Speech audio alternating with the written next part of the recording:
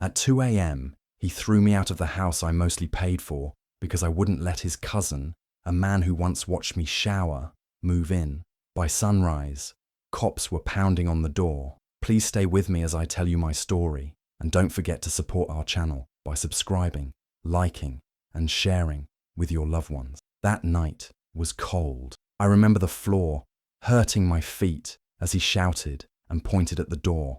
We had just argued again about his cousin, and this time it got worse. I had told him clearly his cousin was not welcome in our home, not after what happened months ago when I caught him standing near the bathroom, pretending it was a mistake. He had stared at me through the gap in the door while I was taking a shower. I never forgot that feeling, the fear, the anger, the disgust. I told my boyfriend back then.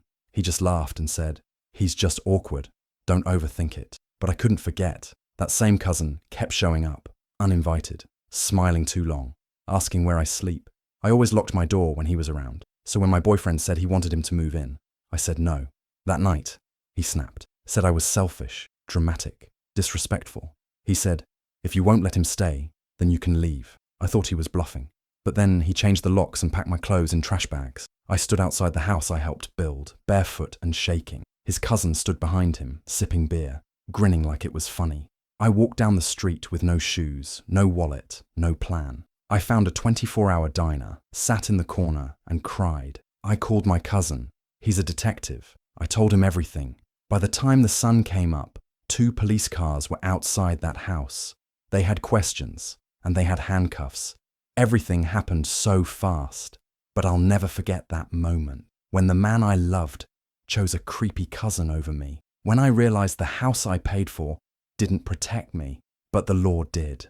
We had lived together in a modern house for 2 years. It was a beautiful place, the kind of home people dreamed of. I paid for most things, the mortgage, the furniture, even his car repairs. At first, it felt worth it. He was gentle, thoughtful, always saying the right things.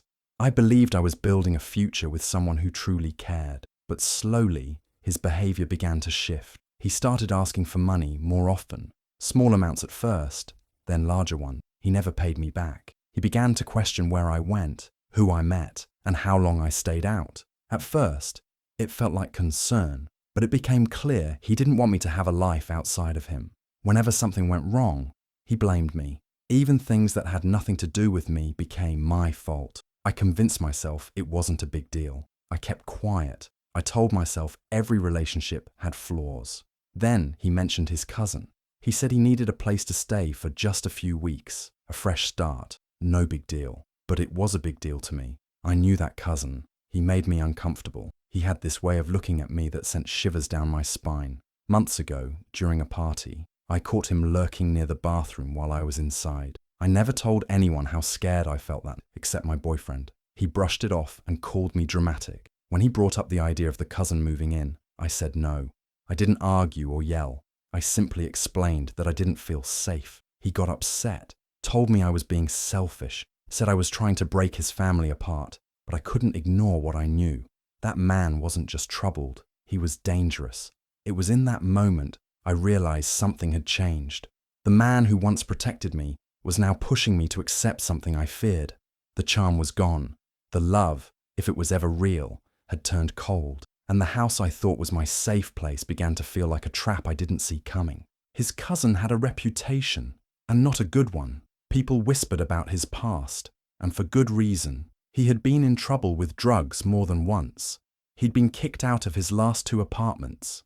Jobs never lasted with him. One place fired him after complaints of inappropriate behavior toward female co-workers. Still, somehow, he always found someone to give him another chance.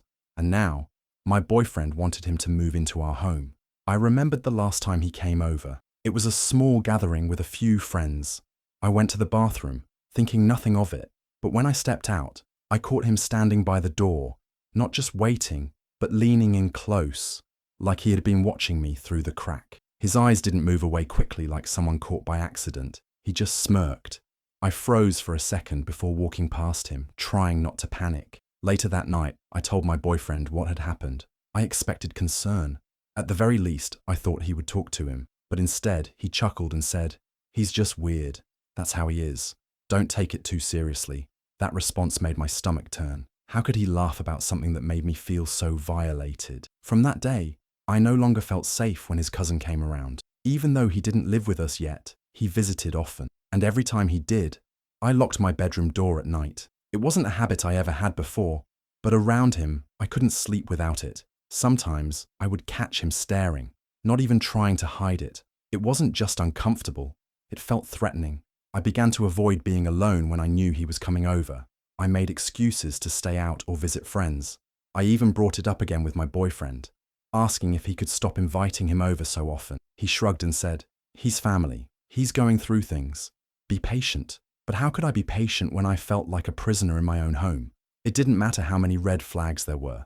My boyfriend didn't care. He defended him, excused him, and now he wanted that same cousin to move in permanently. That's when fear started to take over, not just of the cousin, but of the man I thought I knew. The pressure began slowly.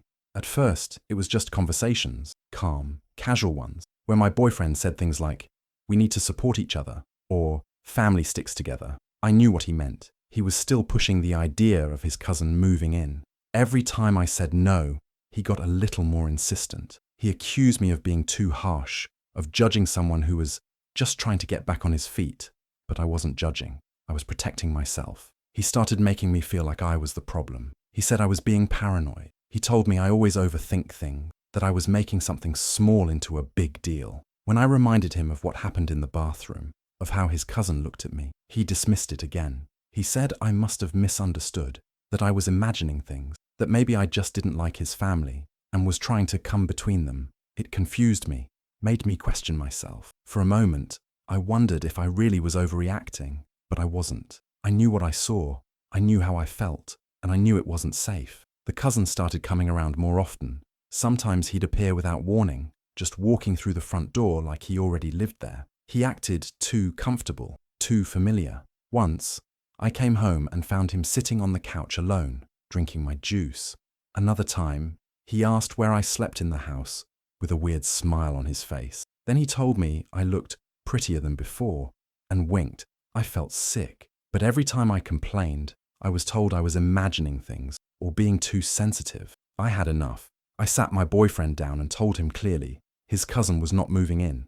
I wouldn't live in fear in my own home. I had paid for most of the house, worked hard to build my peace, and I wasn't about to throw it all away to make someone else comfortable, especially someone who made me feel unsafe. My voice didn't shake. I said it with all the strength I had left. That was the moment everything started to fall apart. His tone changed, his eyes were colder, and deep down I knew this wasn't just about the cousin anymore. This was about control, and he hated that I was taking it back. He stood in the middle of the living room, arms folded, eyes cold, and said the words I never thought I'd hear. "Either you let him stay, or you can go." I blinked, thinking maybe I heard wrong. I laughed a little, assuming it was one of his sick jokes. I reminded him that I paid most of the mortgage, that the house wouldn't even exist without my hard work. But he didn't smile, he didn't flinch. He just stared at me like I was the one who had crossed a line. The silence that followed was heavy. I walked away, refusing to give more energy to his ridiculous threat. But something felt off. That night, I tried to check the security system before bed, something I always did, but the app wouldn't let me in. I tried again, same error. Then I realized he had changed the password without telling me, without warning. My stomach sank. I confronted him, asking why I was locked out of my own home system. He shrugged and said, "It's not a big deal," but it was. It was another way to take control, another way to make me feel like I didn't belong in my own space. Later that night, I walked past the hallway and noticed something by the front door. At first, I thought it was just trash, but when I looked closer, I saw my clothes stuffed into a black plastic bag, shoes I hadn't worn in months, shirts I kept folded neatly in the closet, all tossed together carelessly, like I was being thrown out without a second thought. There was no goodbye, no explanation, just that trash bag. I stood there, staring at it for minutes. It wasn't just clothes in there. It was everything I had given, everything I had trusted, being pushed out with the garbage. I didn't cry. I didn't scream. I just stood there in disbelief, wondering how love could turn into this, how a person who once called me his everything could now pack my life into a bag like I was nothing. And in that moment, I understood. He never really saw this house as mine, or even ours. It had always been his plan, to make space for someone else, no matter what it cost me. He shoves me out after a violent argument, throws my keys on the lawn and slams the door. I just stood there for a second, too shocked to even move. My heart was racing, my hands were shaking, and my legs felt weak. I wasn't wearing shoes. I wasn't holding my phone. I wasn't even fully dressed. It was 2 a.m., and the air was cold enough to bite through my skin. Behind me, I heard laughter, low, slow, and cruel. I turned my head and saw his cousin sitting on the porch chair, sipping from a beer can with that same creepy smile he always had around. His eyes scanned me from head to toe. I quickly looked away, feeling exposed, humiliated, and disgusted. I bent down to pick up my keys from the grass, even though I already knew the locks had been changed. That house, the one I had mostly paid for, the one I had cleaned, loved, and made into a home, was now shut against me, and he had chosen his cousin over me. I started walking. I didn't know where I was going, but I had to get away from there. Every step on the pavement stung my feet. I wrapped my arms around myself, trying to stay warm. My thoughts were spinning, my eyes filled with tears, but I didn't let them fall. Not yet. I passed quiet houses, closed shops, and dim streetlights, counting my steps just to keep from breaking down. After what felt like forever, I saw a 24-hour diner up ahead. I pushed the door open and walked in, the warmth wrapping around me like a blanket. I didn't speak to anyone. I slid into the booth farthest from the windows, plugged in my phone, and finally let out a shaky breath. My first instinct was to call a friend, but I couldn't. I didn't want pity. I didn't want anyone telling me, "I told you so." So I opened my messages and typed a few words to the only person who could truly help. "Can you call me? It's serious." It was my cousin, a detective. I stared at the screen, waiting. I didn't know what would happen next, but deep down, I knew this wasn't the end. Something was coming, something bigger than both of them. I met my cousin at his office just after sunrise. I was still in the same clothes from the night before, cold and tired, but I needed to talk. He's a detective, and he didn't waste time with small talk. As soon as I sat down, I told him everything. The fight, the late-night eviction, the cousin's creepy behavior, the way he looked at me, the things he said when my boyfriend wasn't around. I explained how I had paid most of the mortgage, how he locked me out, and how the cousin stood there like it was all a game. My cousin listened without interrupting, his expression turning darker with every detail. When I finished, he leaned back and said, "This is illegal, every part of it." He explained that what happened wasn't just wrong, it was against the law. I had rights as someone who helped pay for that home, and forcing me out in the middle of the night, changing the locks, and tampering with the security system crossed several lines. Then I told him about the cousin's past, how he'd been evicted before, how I'd caught him peeking at me through a door, how my boyfriend laughed it off. That was when my cousin's face changed completely. He pulled up something on his computer, searched a database, and then looked back at me. "He's on probation," he said, "and you just gave me what I need." We made a plan. First, I filed a police report, everything in writing, every detail. Then I handed over the screenshot, messages where my boyfriend threatened me, audio clips from arguments, and even one short video where his cousin called me names outside the bathroom. It was enough to press charges and flag violations on the cousin's record. My cousin promised he'd move fast. "You've done the right thing," he told me. "Now let us do the rest." As I left his office, I finally felt a bit of strength returning. I wasn't just a victim anymore. I had proof. I had someone on my side, and soon they were going to see what it meant to push the wrong woman too far. At 6:45 a.m., 2 cop cars pulled up in front of the house. The flashing lights lit up the entire street. I stood across the road, arms folded, heart steady. My cousin had kept his word. The officers moved quickly. One knocked hard on the door. When no one answered, they knocked again, louder. The door finally opened. My boyfriend stepped out, confused and half-dressed. Behind him, his cousin stood with a drink in hand, still wearing the same clothes from the night before. The moment they saw the uniforms, their faces shifted. The cousin tried to slip back inside, but one of the officers already had eyes on him. Within seconds, they asked for his name and ran his information. I watched as they pulled out handcuffs and placed him under arrest. He didn't argue. He didn't ask questions. He knew what was coming. The moment they mentioned his outstanding warrants and probation violation, his posture sank. They led him to the car while he kept his head down. My boyfriend stood frozen, watching the cousin being taken away. Then the officers turned to him. He asked what was going on, voice raised, trying to play innocent. But they had the report, the statement, the evidence. They told him he was being detained for illegal eviction, security tampering, and harassment. He started shouting, insisting it was his house, that he had the right, but they had already made their decision. One officer placed him in handcuffs while the other read him his rights. I saw his face twist in anger, then disbelief. He tried to look around for someone to support him, but the only person watching was me, the woman he kicked out hours ago without a second thought. Neighbors started coming out. Some watched from porches, others gathered closer. One of them held up a phone and began recording. I could hear them whispering, asking what happened. No one had to answer. The scene said enough. I stood still, watching every moment. I didn't speak. I didn't step forward. I didn't smile or cry. I simply observed. After everything I'd been through, this was the moment I had waited for. Not for revenge, but for truth to finally be seen. And there it was, right in front of me. I reclaimed the house with a police escort, changed the locks, and resecured everything. Stepping back in felt strange. Just hours earlier, I had been thrown out like a stranger. Now, with officers standing beside me, I walked into the place I had mostly paid for, the place I once called home. The living room was a mess. Shoes were scattered, dirty plates on the table, and a stale smell lingered in the air. I went straight to my room. My heart dropped. My favorite clothes were slashed and tossed across the floor like trash. My drawers had been emptied. I looked at the floor and saw pages. My journals, the ones I'd kept for years, ripped and torn. My words, my memories stomped on and soaked with something sticky.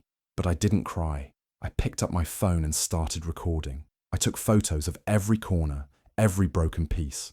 I documented all of it, calmly and carefully. Once the officers left, I locked the door behind them and just sat on the floor. I stared at what was left. So much damage, yet something in me felt stronger. I knew I couldn't stay quiet. That night, I made a post online.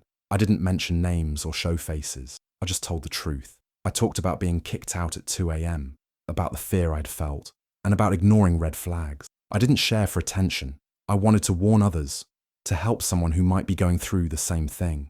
Within hours, my story began spreading. People messaged me, thanking me for speaking up. Others shared their own stories. I didn't feel alone anymore. Then, I got a message from a strange number. My ex. He begged to talk, said he just wanted to explain. I blocked the number immediately. Then I filed a no-contact order the same day. I was done with explanations. That night, I cleaned the space in silence. Every piece I threw out made me feel a little lighter. Every broken item I replaced reminded me that I had survived. They thought they could break me, but I was still standing, stronger than ever. I renovated the house, painted over the damaged walls, and started again. But this time, I did it stronger. Every stroke of paint felt like reclaiming a piece of myself. I didn't just clean up the mess. I rebuilt my piece. The space felt different, not because the walls had changed, but because I had. I began sharing my story openly. I created a platform for women who had faced silent abuse, the kind that hides behind smiles and small excuses. I spoke about the signs we brush off, the voices we silence inside ourselves to keep the peace. I didn't want pity. I wanted awareness. Then the final blow came, and not from me. During his interrogation, the cousin confessed to more. A hidden camera had been found in the bathroom vent. It had been there longer than I wanted to imagine. My stomach turned, but I was relieved it was over. My ex received probation and was ordered to attend therapy. His cousin went to jail. They tried to throw me out of my own life, but I didn't just come back. I made damn sure the door would never open for them again. Do you think I did the right thing by standing my ground and shutting them out for good? Or should I have given them another chance? I'd love to know what you think. Drop your thoughts in the comments below. And if you want to hear more real stories like mine, don't forget to subscribe and tap the notification bell so you never miss an update.